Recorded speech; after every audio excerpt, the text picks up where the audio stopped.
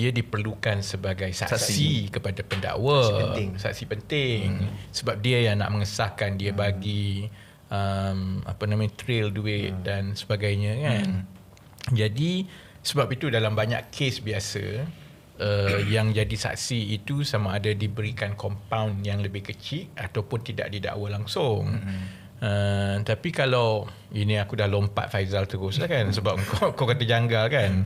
Tapi bagi saya lah, kalau saya jadi pendakwa, ini bekas pendakwa raya ni, kalau saya jadi pendakwa raya, kalau bukti itu telah cukup, memang saya nak dakwa dua-dua, kan. Dan dalam kes ini, sebab Albert T pergi cakap kat semua orang, dia bagi dekat WhatsApp dia bila gini, yang itu sudah jadi pengetahuan umum kan. Itu pandangan saya lah Faizal, I don't know, sebagai pendakwa raya. Pada saya, dari satu sudut, bila dua-dua ni dah jadi macam terlalu kontroversi. Jadi kalau dia tuduh satu saja, dia akan dituduh memihak pula. Kan? Kalau dia tuduh yang ni pun sama juga. So itu yang akhir sekali dia decide untuk bawa kedua-duanya. Bergantunglah pada mahkamah nanti. Itu saya merasakan begitu. Selain daripada dua ni, kita percaya yang perempuan yang dalam video tu pun akan dipanggil. Kalau apa-apa yang itulah yang pendakwa maksudnya mengambil keputusan. Crown witness tu ialah yang Sofiarini ni lah. Sofiarini ni siapa? Cuma dalam video tu sebenarnya dia tak sedar dia dirakam tu. Dia pun sebut dia tak sedar dia dirakam lah. Dia sebut dia tak sedar dia dirakam. Kenapa cakap dia rapat? Nampak sangat aku tak tengok video tu penuh kan. Macam mana dia kata dia rapat? Bukan dia cakap, dia hanya sebut kepada Syamsul saja. Apa-apa yang berkaitan mengenai Datuk Seri Anwar itu bukanlah first hand yang Datuk Seri Anwar sebut kepada dia, tetapi apa yang diceritakan oleh Syamsul. Betul lah. Misteri juga siapa perempuan tu. Tidak orang kenal langsung. Tapi Albert ni di Sabah memang orang kenal lah. Tapi jauh juga. Kalau tengok yang mula-mula didedahkan tu 690,000 lebih. Tapi yang dituduh tu kalau kita tengok dalam 100 something je. 100 something. 40 cash. Yang 40 cash pun tak tahu macam mana dia nak buktikan. Tapi kalau ikut Albert T tu, dia akan dedahkan lebih lanjut lagi kan. Tapi bukankah setakat ini semua yang Albert T dedahkan melalui video, kalau yang berkaitan dengan adun di Sabah semua ni, bukankah semuanya cash, tunai kan? Jadi macam mana dia nak buktikan transaksi tu? Cuma dalam kes Syamsul ni, pada pandangan mata kasar saya lah kan, sebagai orang yang selalu turun naik kena dakwa kan dalam mahkamah kan, dia kalau cash tu ialah itu akan jadi bahan, jadi isu di mahkamah lah, kerana tak ada money trail. Tapi kalau perabot di rumah dia, lah, kan? Jadi kalau ada resit. So kalau saya jadi pendakwa, saya hanya perlu tender kepada mahkamah, ini resitnya. Kemudian barang tu ada di rumah di precinct 14. Rumah itu siapa duduk, nama siapa, ada itu memang clear cut lah kan. Jadi mungkin daripada, sebab tu saya tunggu mana yang pasal maksudnya yang cerut, sigar, yang pasal suit semua tak kena. Tak ada dalam tu. Yang suit tu pun tidak dinyatakan, perabot dia. Perabot saja. Jadi kemungkinan sebab susah nak dibuktikan lah, sebab Albert mengaku, cuma Albert ada WhatsApp je lah kan. Jadi kalau dari segi mahkamah kan, kalau bukti macam itu, setakat kes-kes jenayah yang Faizal pernah kendalikan, kalau bukti itu adalah daripada WhatsApp, perbincangan dan persetujuan WhatsApp, macam mana credibility bukti itu di mahkamah? Diterima. Sebab contoh macam handphone kita ni, dia akan hantar ke forensik. So benda-benda tu semua akan keluar. Kalau contoh dia hantar gambar kan, gambar resik kan. Contoh kita bagi contoh kan, kursi urut. Contoh mungkin ada berlaku conversation tu, okay, you nak yang mana? 1, 2, 3. Oh, dia ada kursi urut. Yang disebut tu adalah kursi urut ni apa dia? Masa pendedahan, kalau YB duduk. So kalau ada dokumen-dokumen dalam handphone tu, memang boleh diekstrak lah. Jadi dari segi bukti diterima. Sebab tu kita baca tu, concern dia cash je lah. Macam mana kita menarik lah kan. Macam something yang menarik untuk kita ikuti perbicaraan. Sebab kalau tengok penghakiman terhadap kes Datuk Seri Zahid, ada satu dulu yang visa luar negara kan. Hakim Mahkamah Shah Alam, Hakim Mahkamah Tinggi Shah Alam ini tahun 2022 ke 2021 macam itulah, sebenarnya mendapati dia tidak bersalah. Isu dia juga ialah bahan bukti lah. Jadi saya baca penghakiman tu kan, hakim mengatakan bahawa semua bahan bukti itu adalah keterangan saksi itu yang menyatakan berapa dia tulis pada tarikh berapa, dan semua tunai itu diberikan dalam sampul surat. Jadi dan hakim merasa bahawa sekian-sekian ini nampak tak logik di dalam sampul surat sekian-sekian kan. Jadi kalau yang berkaitan tunai itu agak susah. Memang payah. Tapi untuk kata orang pertuduhan tu kan, kalau siapa yang ikuti kes, saya rasa YB ada ulas tentang bilangan kes yang dituduh SPRM, berapa yang sangkut. Itu reflect sebenarnya. Reflect. Maknanya baru tuduh, belum kira sabitan lagi. So belum. Cuma ialah dimensi kes Syamsul Albert ni lain lah. Dia tak sama kerana dia melibatkan WhatsApp, minta duit pound sterling. Jadi kan dari sebab saya ingat kalau sesuatu kes tu nak diputuskan kan, hakim juga perlu yakin bahawa selain daripada keterangan bukti-bukti benda itu betul-betul berlaku. Jadi dimensi WhatsApp tu walaupun dia tidak ada duit, dan yang itu sebenarnya yang mempengaruhi pandangan awam pun. Walau macam mana pun masuk mahkamah contohnya. Yang ini yang akhirnya kepada kerajaan, kepada Datuk Seri Anwar, kepada PKR kan, dia akan jadi kalah-kalah apa pun keputusannya 2-3 tahun akan datang. Jadi beban. Dia akan jadi beban kerana kalaupun mengikut undang-undang atas dasar kerana tidak ada money trail, tak cukup maka dia dibebaskan. Orang kan kata opinion orang dah. Sebab opinion orang pada pandangan orang ialah WhatsApp tu sebenarnya. WhatsApp itu perbincangan itu agak jelas. Dan mana you minta kan? Dia minta pound sterling. Minta pound sterling semua kan. Dan pada masa yang sama, saya tak tahu boleh betulkan kalau saya salah, setakat ini tidak ada penafian tau. Tidak ada penafian lagi. Dia kena saman. Itu yang saya kata, sebaiknya saman. Kalau tak betul saman. Tapi tidak ada penafian. Sebab laporan polis yang dibuat di Sabah hari itu, dia bukan soal duit, perabot, sigar ni tau. Dia sebenarnya pasal Sofia video itu mengaitkan yang Datuk Seri Anwar tahu bahawa bila Albert Tay berjumpa dengan adun-adun Sabah itu dirakam. Yang itu yang laporan polis kan. Tapi saya masih lagi mengikuti, tak ada lagi penafian yang kata saya tak terima duit. Dia silent. Yang itu silent sampai sekarang kan. Jadi yang itu akan menguatkan pandangan orang ramai. Apa pun keputusannya nanti, memang itulah pandangan orang ramai kan. Persepsi. Satu lagi YB, selain daripada dia mengheret ataupun menjadi beban kepada PMX, dia juga sebenarnya orang melihat di sebalik gambar ni adalah Hazam Baki. KPS berani. I mean, kita bercakap serius kan. Macam yang kita kritik, pendedahan Albert Tay ni dah lama.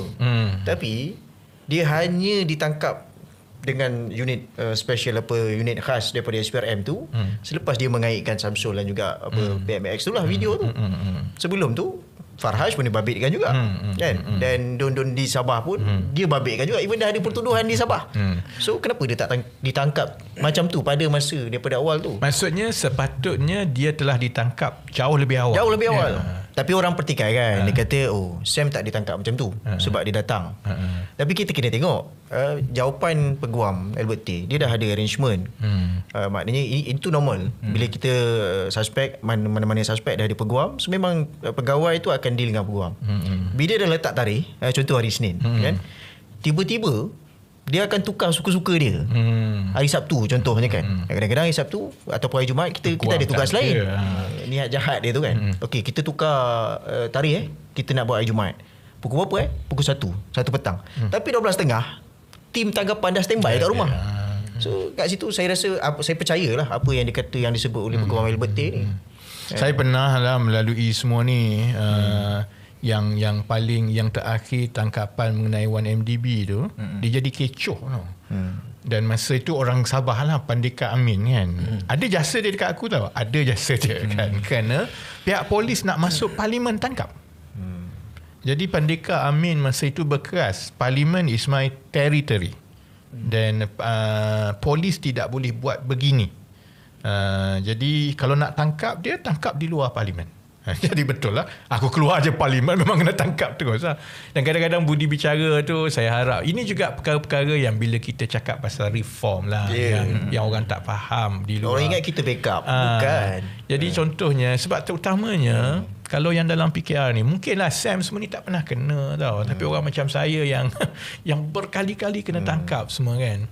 Kadang-kadang pihak berkuasa tu kena bagi budi bicara sedikit lah. Contohnya kan, saya ahli parlimen, memang satu dunia tahu alamat saya duduk kat mana. Ni nak tahun lari mana kan? Saya nak lari mana. Jadi petang itu, masa tu isteri saya ingat kerja lagi. Jadi saya habis petang parlimen, memang pergi ambil anak lah.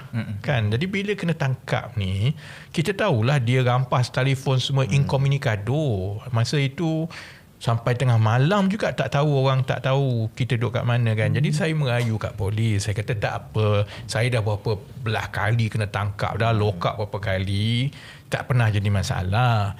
Tapi kalau nak ikut pun tak apa, ikut saya ambil anak dulu. Anak saya masa tu umur berapa tahun je kan, dekat rumah ibu mertua saya kan. So that then I can pass to my wife kan, bila wife saya balik kerja.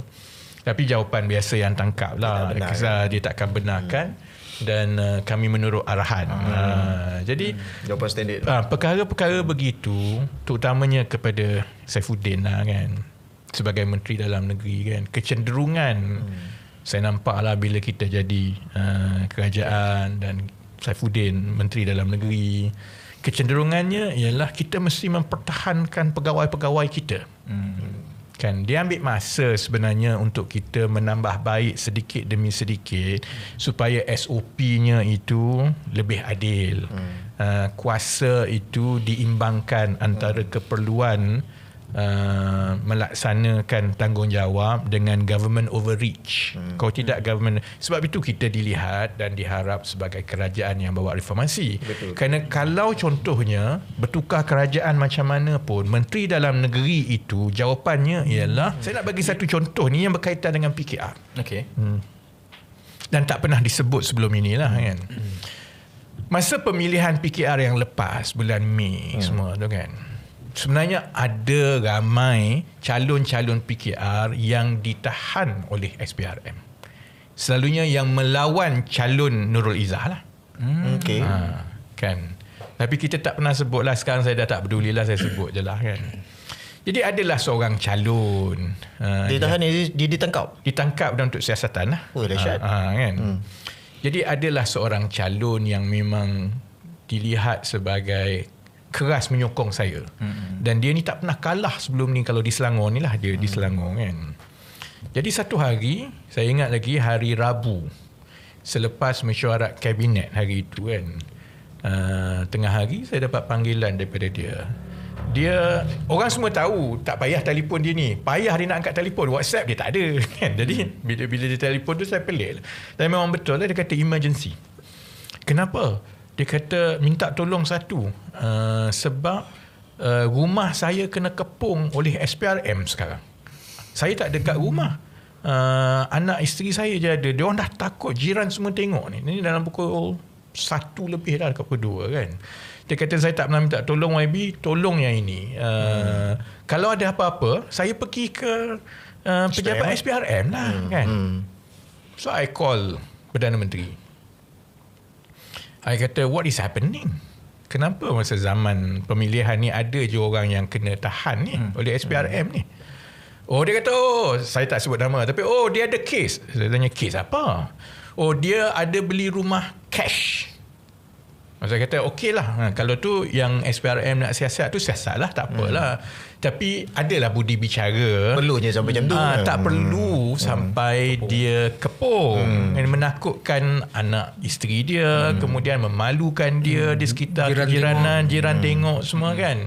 Dan dia bukan jenis orang yang akan lari ke apa. Saya kata, so saya minta tolong beritahu kepada SPRM perkara itu tak perlu. Nanti dia pergilah ke SPRM kan. PM kata okey lah kan. So saya call balik lah kawan kita ni. Tanya, you tak beritahu penuh you ada kes. You beli rumah cash. Saya kata. Dia pun kata saya memang betul lah beli rumah cash. Saya cakap rumah apa? Oh, ada satu rumah lelong dalam 30,000 je. Mana boleh buat pinjaman? Dia kata memang saya kena beli cash lah. Itu rumah tu rumah lelong, rumah buruk. Saya belilah. Dan memang betul esok tu, esok ke lusa, esok ke lusa dia pergi ke SPRM dan bawa peguam lah kan.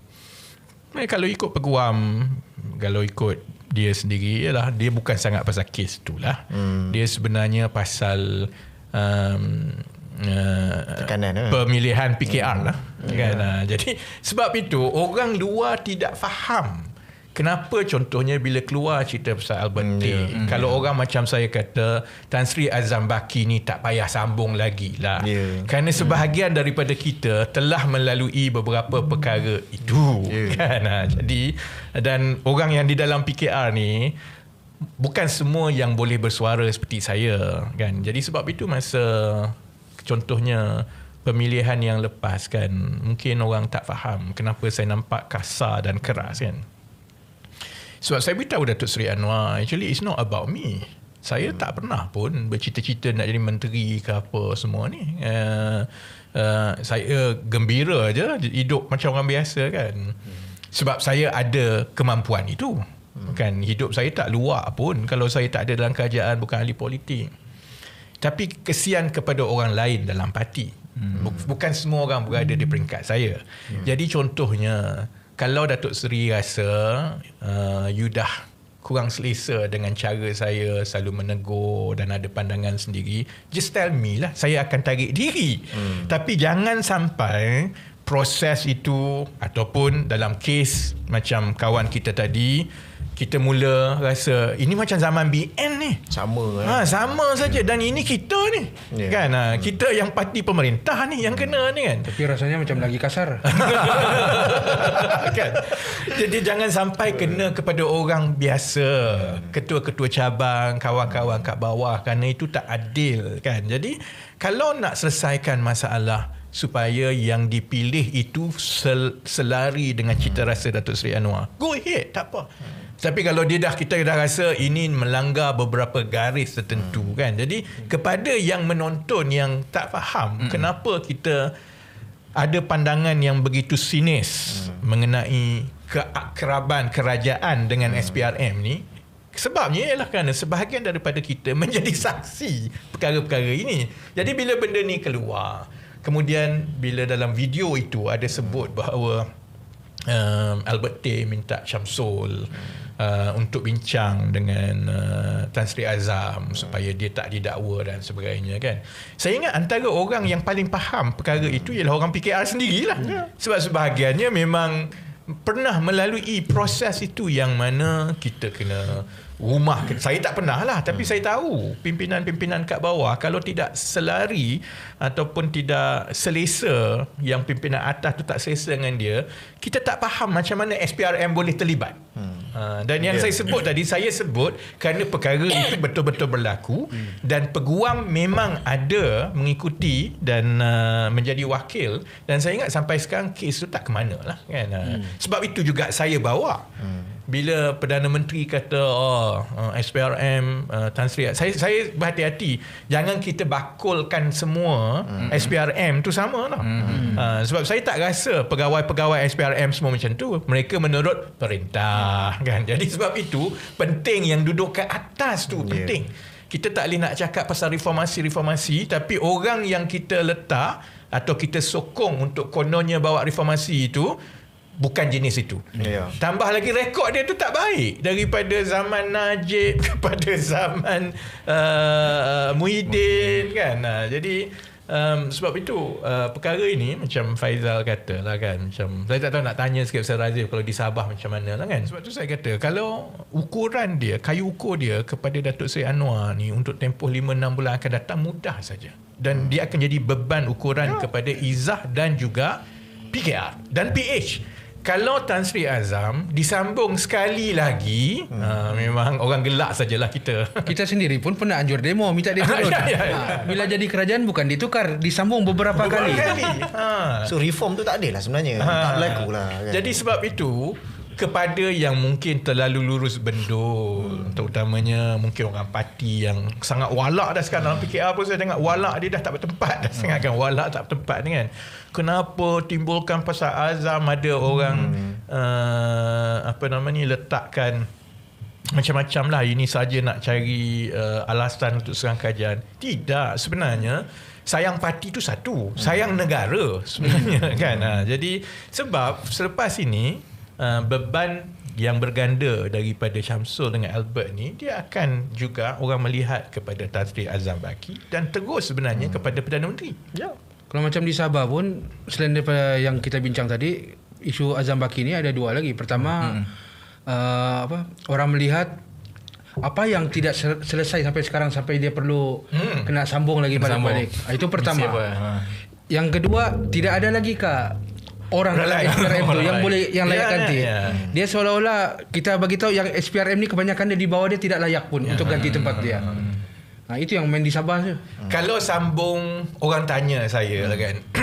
Kenapa sekarang baru bising?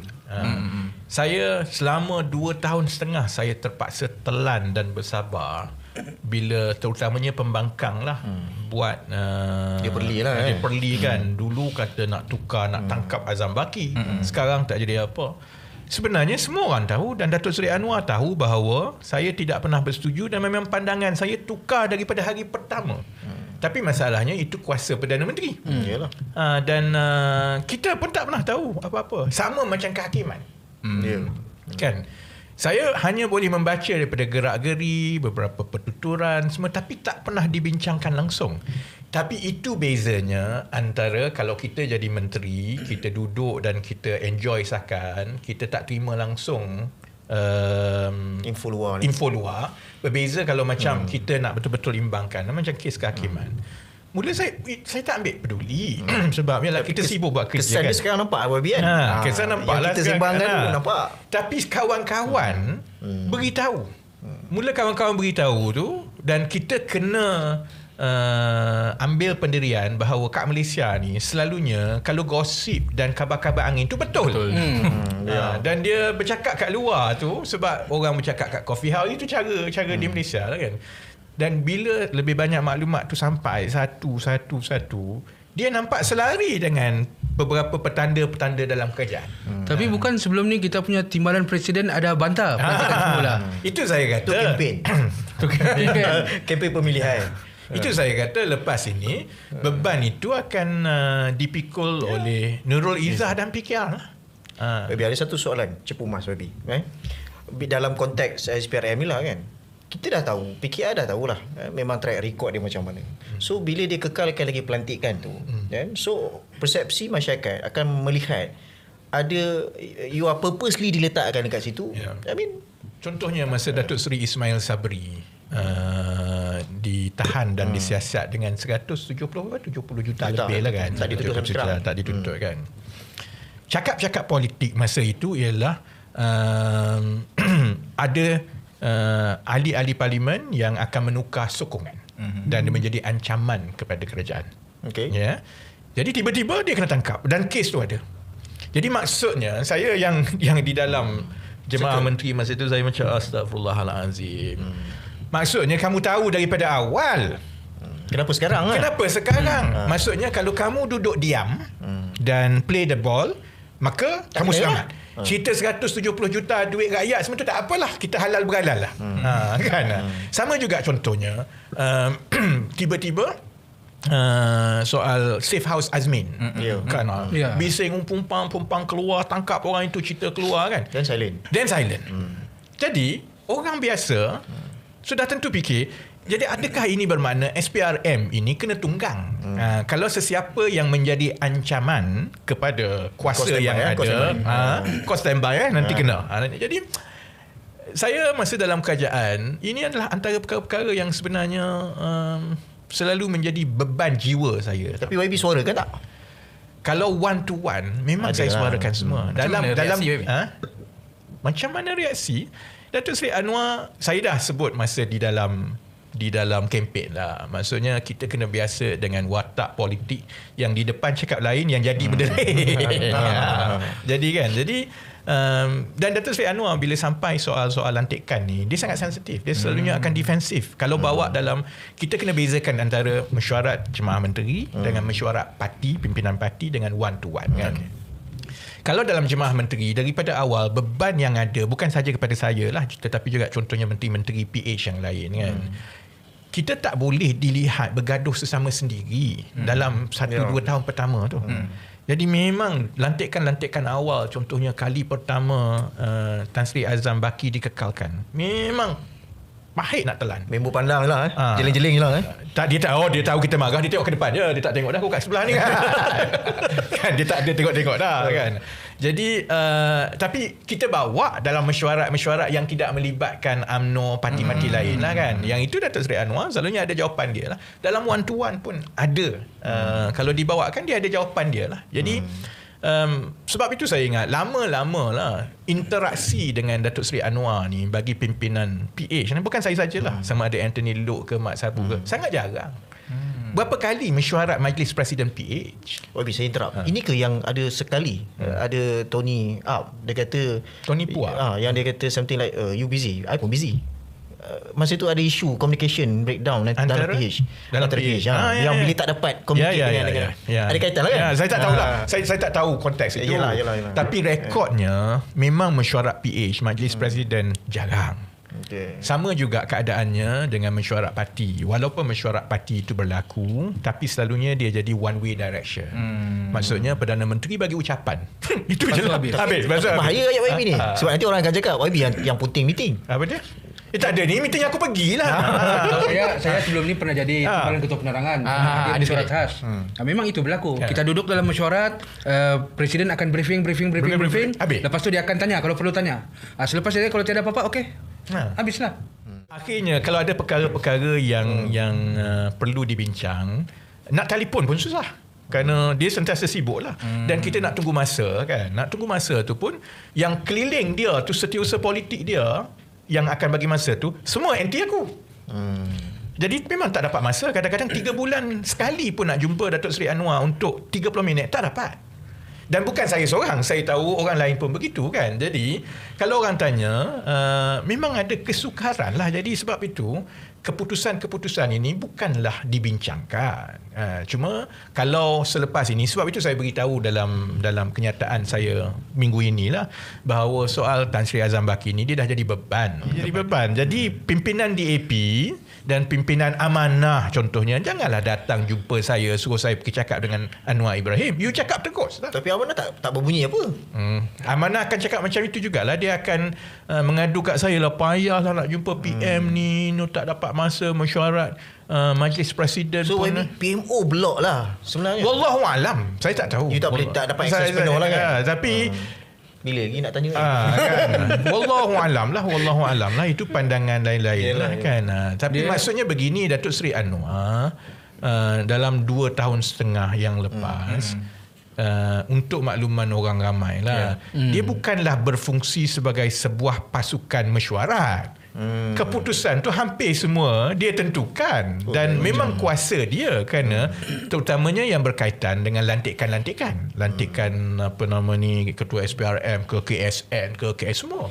Dan ini memang tidak ada menteri tu, saya faham lah, mungkin atas dasar dari segi peraturan itu, saya Perdana Menteri, ini kuasa saya melantik, kenapa saya nak tanya atau bincang dengan menteri.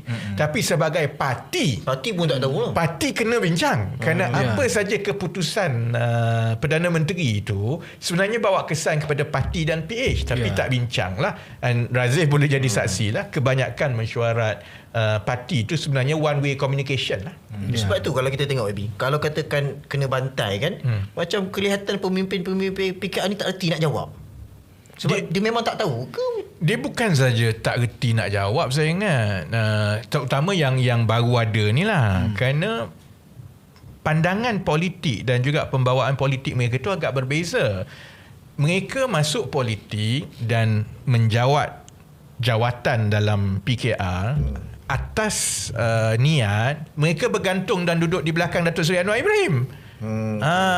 Berbeza dengan kita yang lama ni dulu, yang tak ada kuasa semua, untuk kita menjalankan tanggungjawab kita kena ke depan. Maka kita independen. Jadi sekarang ni kalau dia orang ada maklumat nak jawab pun, dia tak nak jawab kerana yang ini biar Datuk Seri Anwar lah jawab. Ya Razif. Macam Lone Ranger je tu kan. Mungkin dia suka begitu. Dia pilih untuk jadi begitu. Mungkin itu, bagi saya itu pilihan dia. Itu pilihan dia kerana biar, kalau maksudnya PKR ini dibina keseluruhannya mengenai Anwar Ibrahim. Jadi pimpinan-pimpinan itu, tugas pimpinan ialah hanya menjadi pelakon tambahan dan ekstra saja. Yang itu yang saya kurang bersetuju daripada dulu. Contohnya kan, masa saya pengarah strategi 2010. Masa itu saya ingat Latifah Koya, Ketua Penerangan. Latifah Koya ni semua kalau nak isu press, ni Timbalan Ketua Penerangan kan, semua nak isu press ni kena melalui penerangan. Dia style lama tau. Style lama, maksudnya kena ada hierarki, kena itu, kena tapis. Saya kata macam itu parti ni sampai bila-bila lah tak ada kepimpinan, tak nampak ke depan. Siapa yang nak buat kenyataan, dia buat kenyataan. Dia kena saman, dia tanggung sendiri. Kalau dia berjaya, nama parti naik. Parti. Jadi sebab itu saya langgar je. Itu yang saya dedahkan apa pandangan semua tu kan. Tapi saya ingat sedikit pembawaan Datuk Seri Anwar ni, dia belum berubah kepada politik zaman baru ni. Maksudnya kalau ada orang bawah ni macam Razif ni suka buat kenyataan ni, dia kan pada pandai ni kan. Orang lama tak suka tau. Orang lama dia macam lah, dia jadi bekas-bekas kan. Jadi saya ingat itu memang pilihan sebahagian daripada pimpinan kita. Dia mesti limelight itu mesti bertumpu kepada dia. Tapi ada baik dan buruknya lah. Baiknya ialah memang betul lah segala-galanya berkisar mengenai Anwar Ibrahim. Buruknya bila kau kena tembak jadi apa-apa, good luck to you lah. Kerana kita tidak melabur untuk membangunkan generasi pimpinan yang boleh berdiri atas kaki sendiri dan yang boleh berjuang isu rakyat tanpa bergantung kepada pimpinan atas. Tapi saya nak sentuh satu bila berkenaan dengan SPRM ni kan. Dalam kes tadi YB ada sebut Ismail Sabri kan, dalam tempoh siasatan tu 170 juta apa semua, PMS ada sebut dekat satu program di Cyberjaya tak silap, yang disebut saya tak suka penjarakan orang kan, kita nak ambil balik duit yang dirompak dan sebagainya. Saya nampak benda itu sebagai satu signal kepada SPRM. Benda tu jadi selepas tu kan, duit tu diambil tapi sampai ke sudah Ismail Sabri ni tak dituduh. So itu yang saya nampak ada tujuan lah. Ini pendapat saya. Ada tujuan. Macam memang purposely kenapa Azam Baki tu diletakkan di situ.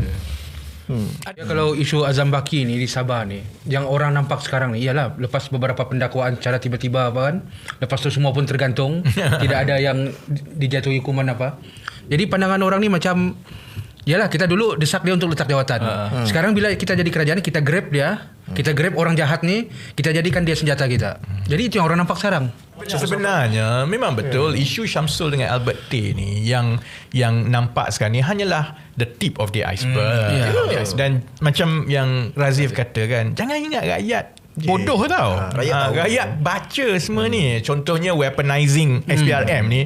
Yang ini yang orang daripada yang berpendidikan, rakyat biasa kedai kopi, cara dia cakap tu lain lah bahasanya. Tapi kesimpulan itu sama. Tengok kalau Wabi buat komen apa kan, up status tentang ni, tengok komen-komen rakyat. Maknanya rakyat faham. Rakyat memang faham isu ni. Jangan lepas ini ada lagi jawapan daripada Perdana Menteri ke, daripada menteri-menteri atau pimpinan PH yang kononnya kita ni lebih baik sedikit daripada pembangkang, daripada PN, macam menjawab surat sokongan. Kau buat, aku buat, tapi kau lebih teruk. Ayat tu tak boleh kerana rakyat tak suka lah. Saya pun kecewa lah kalau ada itu pandangannya. Maksudnya dalam parlimen ni kalau maksudnya kau jangan cakap lah aku buat apa, kau pun sama juga. Tak boleh lah. Kerana orang undi kita ni kerana orang nak tengok benda yang berlainan. Kalau tidak, itu yang jadi masalah. Sama je lah korang ni. Tak tahu mungkin. Okay, saya nak tanya yang ini. Jawapan Chaplos. Dan saya ingat itu juga adalah naratif Chaplos. Dan itu juga naratif yang saya tengok sedikit sebanyak ada daripada pimpinan PKR, kenyataan Nurul Izzah ialah ini sebenarnya tidak ada kena-mengena dengan PKR atau PH atau apa. Ini ialah rakyat Sabah menolak 100% Parti Melayu, termasuklah pengundi-pengundi Cina yang menolak DAP ni. Ini bukan soal DAP PH, ini soal Parti Melayu. Betul ke tidak? Ada betul, ada tidak dia. Okay.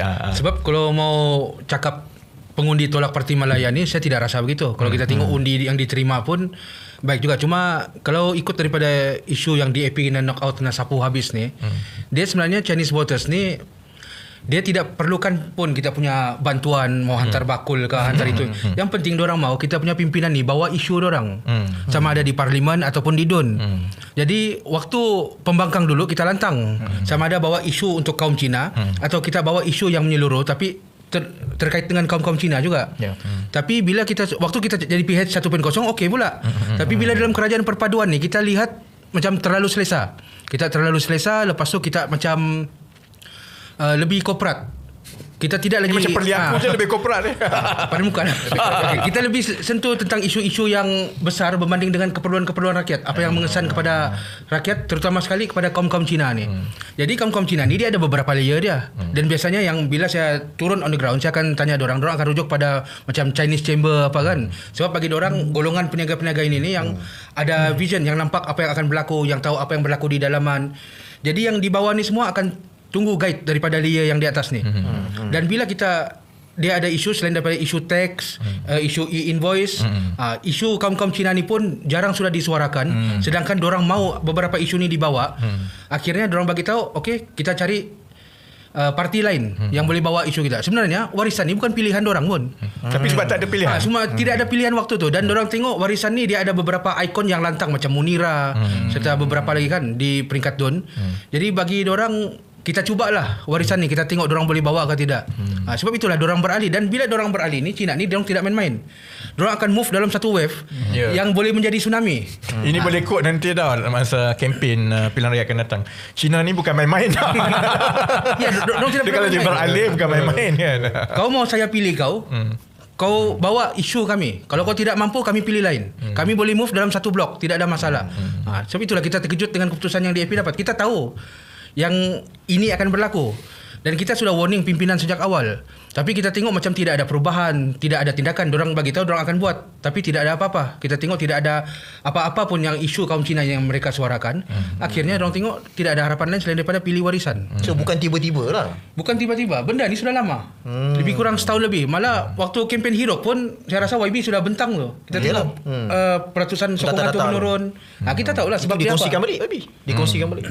Ya, sebab bila kita tengok menurun ni, kita bukan tengok daripada sokongan dia, kita mau tahu apa isu dia. Isu ni sebenarnya kita boleh selesaikan. Tetapi pimpinan kita ni ada yang fokus isu lain, ada juga yang ego dia. Confident bagi dorang ialah bila kita cakap pasal pengundi Chinese ni, mereka setia dengan Pakatan Harapan.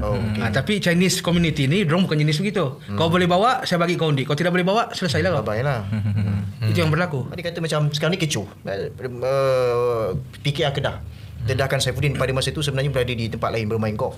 Dan Izzah pun tidak ada di Malaysia pada masa itu. Ya, saya dengar macam Sabah boleh umrah mungkin. Maknanya memang tak ada di Sabah lah. Dua-dua memang tidak ada. Yang Saifuddin main golf tu betul lah. Betul, sebab ada gambar. Sekarang ada receipt. So maknanya apa memang dah tahu akan kalah ke? Dia sebenarnya dari awal pun bukan saja di kalangan anggota keadilan, akar umbi keadilan, malah orang luar pun boleh nampak bagaimana kita mau berhadapan dengan satu peperangan kalau kita angkat panglima yang tewas di kawasan dia sendiri. Jadi itu menjadi isu. Orang persoalkan lah. Seolah-olah panglima yang kita angkat tu tidak ada credibility. Jadi kita macam letak leher kita sanalah untuk dipancung. So bukan setakat cakap-cakap di Semenanjung lah. Tidak. Okey. YB, cuma kalau saya boleh kaitkan sikit dalam pembentangan YB waktu Hero tu, YB maklumkan ialah pengundi Cina ni agak kalkulatif lah bila dia nak buat keputusan, dan dalam konteks Semenanjung protes mereka adalah tidak keluar mengundi.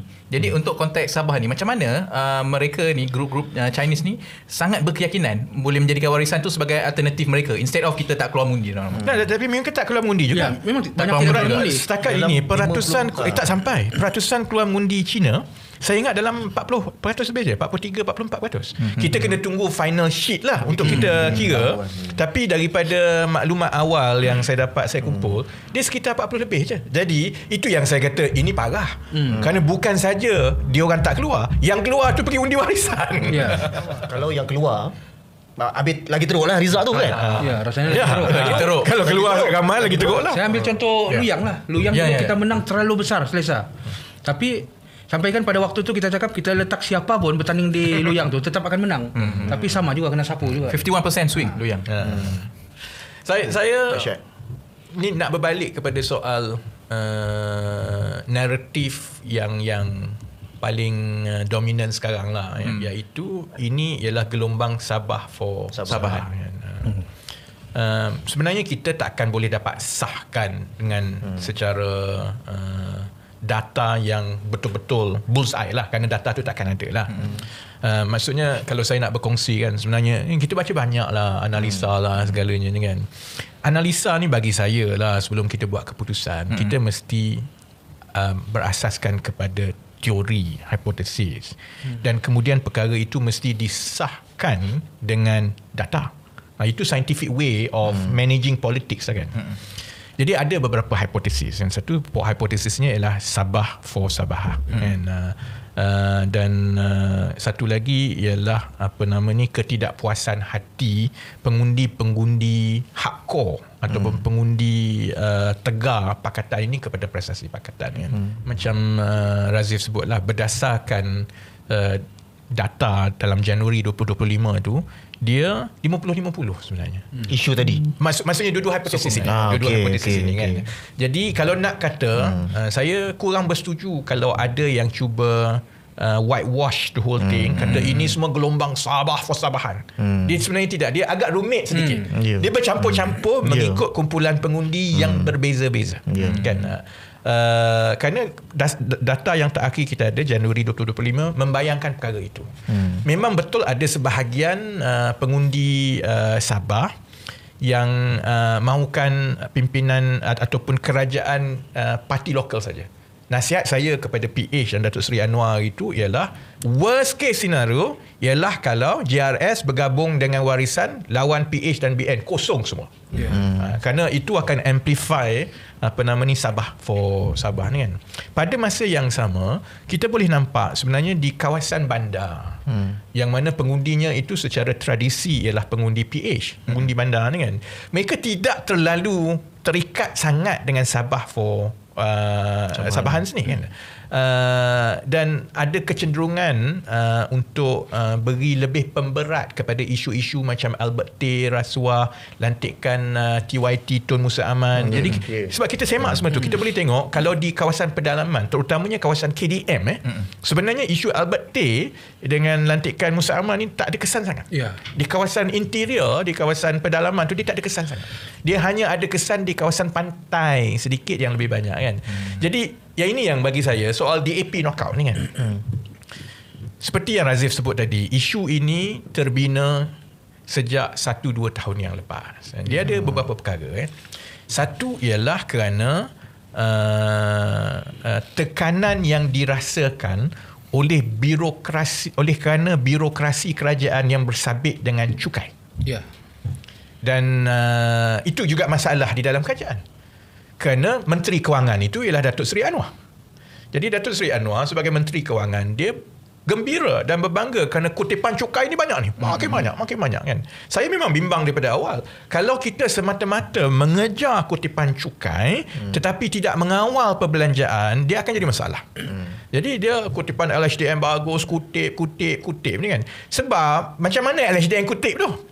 Yang ini yang akan menjadi beban kepada golongan-golongan peniaga kecil sederhana yang banyaknya Cina.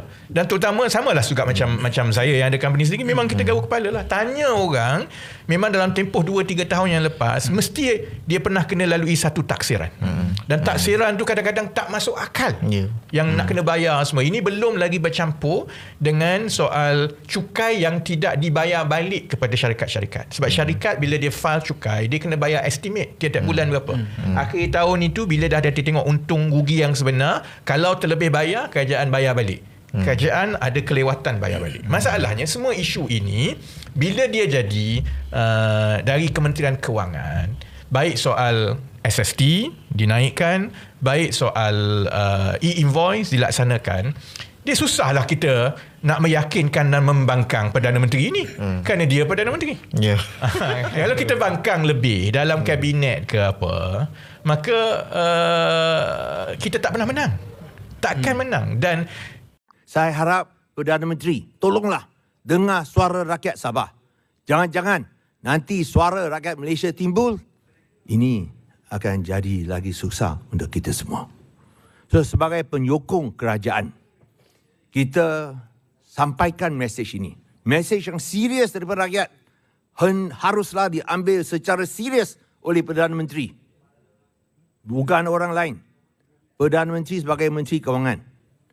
Kita jangan ambil ringan. Kita jangan pandang ringan suara rakyat. Mendengar keputusan mereka dan ambil iktibar. Khususnya tentang masalah SST.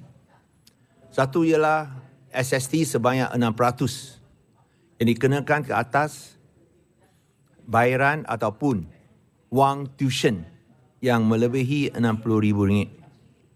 Di mana SST sebanyak 6% dikenakan. Ini menimbulkan banyak perasaan tidak puas hati. Kerana ada di kalangan ibu bapa menyatakan kerana sistem pendidikan mereka rasa didiskriminasi dan tak ada tempat, itu sebab mereka pergilah ke institusi pendidikan swasta. Tak ada pilihan. Tapi bila pergi kepada institusi pendidikan swasta, ini kebanyakan N40 lah. Mereka pula tiba-tiba dikenakan 6% SST. Nah, kalau RM80,000 setahun, bermakna kena bayar berapa? RM4,800. Kalau RM150,000 setahun, kena bayar RM9,000. So, saya rasa ini dianggap sebagai tidak adil kerana cukai ini adalah cukai ke atas masa depan anak-anak kita. Janganlah kenakan cukai ke atas masa depan ada anak kita. Please don't tax the future of our children. So, saya harap, kami di sini harap, SST harus dikaji semula. Kerana kita harus dengar suara rakyat. Dan lagi pun tentang SST 8% ke atas sewa kepada pengusaha yang mempunyai hasil lebih RM1 juta. Ini pun harus dikaji semula. Kerana ada banyak aduan. Kalau 8% ini dikenakan, daripada 0% jadi 8% bermakna kena bayar setiap tahun lebih 1 bulan punya sewa. Ini satu yang tidak adil kepada syarikat-syarikat atau pengusaha SME kerana sekarang bisnes sukar. Susah untuk buat bisnes. Bisnes tak begitu baik seperti yang diwawakan.